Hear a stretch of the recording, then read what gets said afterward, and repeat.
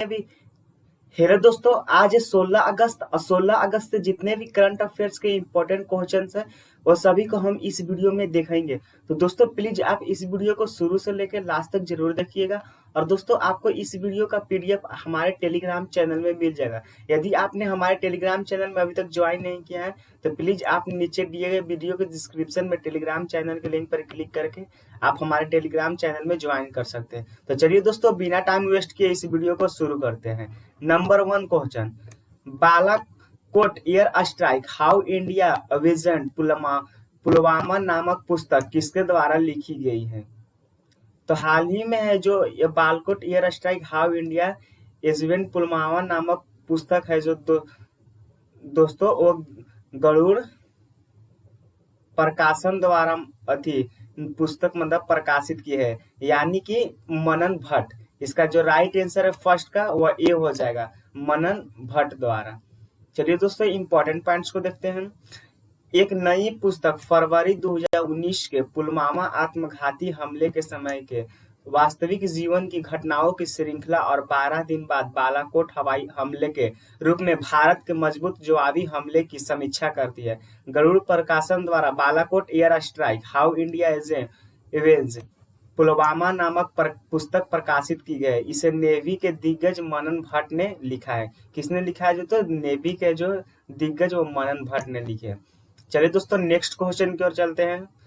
अगस्त 2021 में कथा क्रांति वीरों की प्रदर्शनी और विजय और वीरता के स्मारकों का उद्घाटन किसने किया है?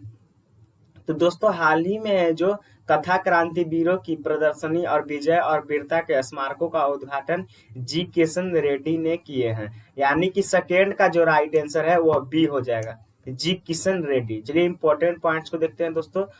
उत्तर पूर्वी क्षेत्र के पर्यटन संस्कृति और विकास मंत्री जी किशन रेड्डी ने 15 अगस्त 2021 को 2 प्रदर्शनियों का उद्घाटन किया। पहली कथा क्रांति वीरों की ललित कला अकादमी में क्रांतिकारियों की प्रदर्शनी है, जबकि दूसरी विजय और वीरता के स्मारक जिसमें सशस्त्र विधियों के प्रतिरोध और वीरता की तस्वीरें हैं, और इसका आयोजन NMMA ने किए हैं। इसमें वारंगल में काकतीय कला थोरनम तस्वीरें, झांसी लक्ष्मीबाई का किला जो 1857 में स्वतंत्रता संग्राम में अंग्रेजों के खिलाफ उनकी वीरता का प्रतीक है, और चित्तौड़गढ़ में विजय स्तंभ जो महमूद खिलजी ने नेतृत्व वाली सल्तनत पर जीत की याद दिलाता है शामिल है। चलिए दोस्तों नेक्स्ट क्वेश्चन की ओर आगे बढ़ते हैं। कौन होम लोन के पहले ब्रांड एम्बेसडर और इक्विटी पार्टनर बन गए हैं? तो दोस्तों हाल ही में जो होम लोन के पहले ब्रांड एम्बेसडर और इक्विटी पार्टनर हैं वो महेंद्र सिंह धोनी बने हैं, यानी कि 3 का जो राइट आंसर है वह डी हो जाएगा, महेंद्र सिंह धोनी। चलिए दोस्तों इंपॉर्टेंट पॉइंट्स को देखते हैं। महेंद्र सिंह धोनी होम लोन के नए ब्रांड एम्बेसडर और इक्विटी पार्टनर बन गए हैं। Home interior brand home loan ने एमएसडी के साथ 3 साल की रणनीतिक साझेदारी की है। एमएस धोनी के साथ इसका रणनीतिक जुड़ाव कंपनी को कोई डेसिबल विजिबिलिटी बनाने और अपने उपभोक्ताओं से जोड़ने में सक्षम करेगा। होम लोन 2014 में स्थापित एक डेकोर और फंक्शनिंग स्टार्टअप है दोस्तों। चलिए दोस्तों 4 नंबर क्वेश्चन को चलते हैं। अगस्त 2021 में किस राज्य में पहली बार कृषि के लिए अलग से बजट पेश किया गया है? तो दोस्तों हाल ही में है जो अलग से जो बजट पेश किया गया कृषि के लिए वह राज्य है तमिलनाडु, यानी कि 4 का जो राइट आंसर है वह ये हो जाएगा, तमिलनाडु। चलिए दोस्तों इंपॉर्टेंट पॉइंट्स को देखते हैं। डीएमके सरकार ने तमिलनाडु विधानसभा में विशेष रूप से कृषि के लिए एक बजट पेश किया है, जिसमें कृषि क्षेत्र के समग्र विकास और गांवों में कृषि विकास के लिए योजनाएं शामिल हैं। तमिलनाडु में पहली बार कृषि के लिए अलग बजट पेश किया गया है। 2021-22 के दौरान कृषि और संबंधित विभागों जैसे पशुपालन आदि के 34,220.65 करोड़ रुपए प्रदान किए गए हैं। दोस्तों तमिलनाडु के मुख्यमंत्री कौन है? M.K. स्टालिन। राज्यपाल कौन है? बनवारीलाल पुरोहित। लोकसभा सीटें कितने हैं? 39 और राज्यसभा सीटें कितनी है? 18। चलिए दोस्तों नेक्स्ट क्वेश्चन की ओर आगे बढ़ते हैं। ब्रिक्स देशों के कृषि मंत्रियों ने किस महीने में भारत की अध्यक्षता में होने वाले शिखर सम्मेलन से पहले 14 अगस्त 2021 को आभासी रूप से विचार विमर्श किया? तो दोस्तों ब्रिक्स देशों के कृषि मंत्रियों ने जिस महीने में भारत के अध्यक्षता में होने वाले शिखर सम्मेलन से पहले 14 अगस्त 2021 को आभासी रूप से विचार विमर्श किया है, वह मंथ है सितंबर, यानी कि 5 का जो राइट आंसर है वह ये हो जाएगा सितंबर। चलिए दोस्तों इंपॉर्टेंट पॉइंट्स को देखते हैं। ब्रिक्स देशों के कृषि मंत्रियों ने सितंबर 2021 में भारत की अध्यक्षता में होने वाले शिखर सम्मेलन से पहले 14 अगस्त 2021 को आभासी रूप से विचार विमर्श किया। इसकी थीम खाद्य और पोषण सुरक्षा के लिए कृषि जैव विविधता को मजबूत करने के लिए ब्रिक्स साझेदारी थी, सहयोग, कृषि अनुसंधान और इसके विस्तार को बढ़ावा देने के लिए भारत द्वारा ब्रिक्स कृषि अनुसंधान मंच विकसित किया गया है। चलिए दोस्तों नेक्स्ट क्वेश्चन की ओर आगे बढ़ते हैं। किस बैंक ने पैरालंपिक खेलों के बैंकिंग भागीदारी में से एक के रूप भारतीय पैरालंपिक समिति पीसीआई के साथ एक समझौता ज्ञापन हस्ताक्षर किए? तो दोस्तों वह बैंक का नाम है इंडियन बैंक, यानी कि 6 का जो राइट आंसर है वह बी हो जाएगा। चलिए दोस्तों इंपॉर्टेंट पॉइंट्स को देखते हैं।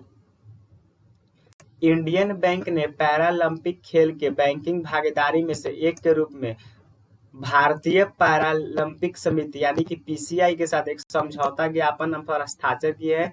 खेल 24 अगस्त 2021 को टोक्यो जापान में शुरू होने वाला है।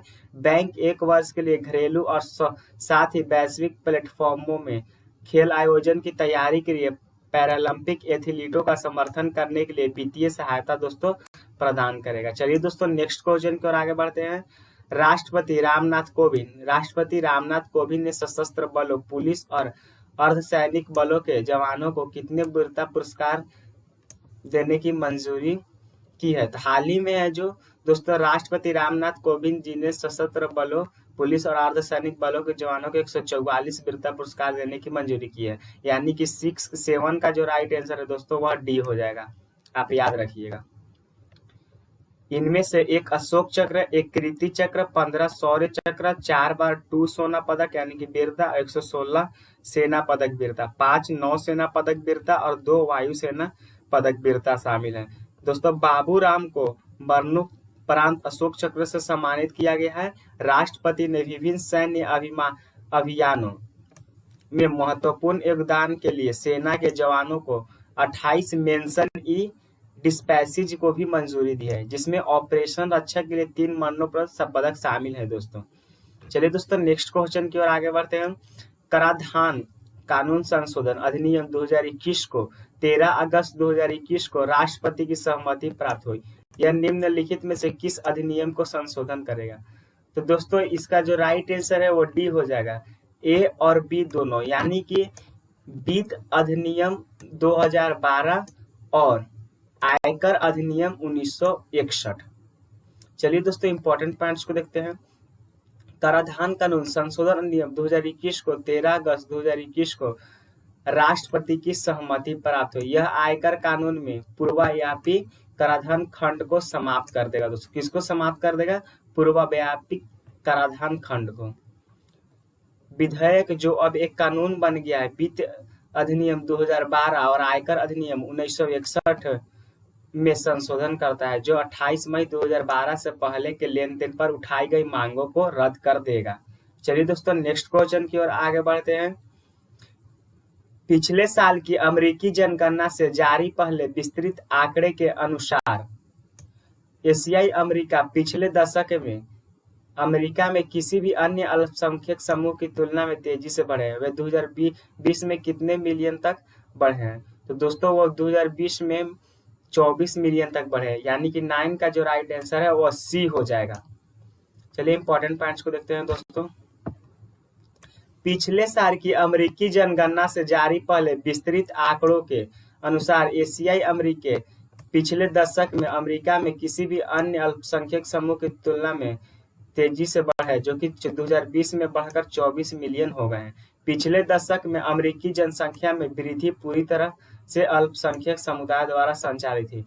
1776 में राष्ट्र की स्थापना के बाद पहली बार श्वेत अमेरिकियों की संख्या में गिरावट है। चलिए दोस्तों नेक्स्ट क्वेश्चन और लास्ट क्वेश्चन है, बढ़ते आगे। अगस्त 2021 में जम्मू कश्मीर पर प्रशासन ने केंद्र शासित प्रदेश के सरकारी स्कूलों में पढ़ने वाले 15,000 छात्रों को पहले से पका हुआ भोजन उपलब्ध कराने के लिए निम्न में से किसके साथ एक समझौता ज्ञापन पर हस्ताक्षर किया है? तो दोस्तों 10 का जो राइट आंसर है वो सी हो जाएगा, अक्षय यात्रा फाउंडेशन। जम्मू कश्मीर प्रशासन ने केंद्र शासित प्रदेश के सरकारी स्कूलों में पढ़ने वाले 15,000 छात्रों को पहले से पका हुआ भोजन उपलब्ध कराने के लिए अक्षय पात्र फाउंडेशन के साथ एक समझौता ज्ञापन पर हस्ताक्षर किए हैं। प्रारंभिक चरण में 2 जिलों जम्मू और सांबा को कवर किया जाएगा। मिड डे मील योजना के तहत 1ली से 8वीं तक की प्राथमिक स्तर की कक्षाओं में पढ़ने वाले छात्रों को पका हुआ भोजन उपलब्ध कराया जाता है। अक्षय पात्र फाउंडेशन एक गैर सरकारी संगठन है जिसका मुख्यालय बेंगलुरु में है। जो सरकारी स्कूलों और सरकारी सहायता प्राप्त स्कूलों में मिड डे मील योजना को लागू करके कक्षा की भूख को खत्म करने के लिए काम कर रहा है। इसका उद्देश्य कुपोषण का मुकाबला करना और सामाजिक आर्थिक रूप से वंचित बच्चों की शिक्षा के अधिकार को समर्थन करना है। तो दोस्तों इस वीडियो को यहीं खत्म करते हैं। यदि आपने अभी तक इस वीडियो को लाइक नहीं किया है तो प्लीज दोस्तों आप अभी इस वीडियो को जरूर लाइक करें। और दोस्तों यदि आपको इस वीडियो की पीडीएफ चाहिए तो आप हमारे टेलीग्राम चैनल में ज्वाइन कर सकते हैं। इस वीडियो का पीडीएफ आपको हमारे टेलीग्राम चैनल में मिल जाएगा। तो चलिए दोस्तों तब तक के लिए बाय, धन्यवाद।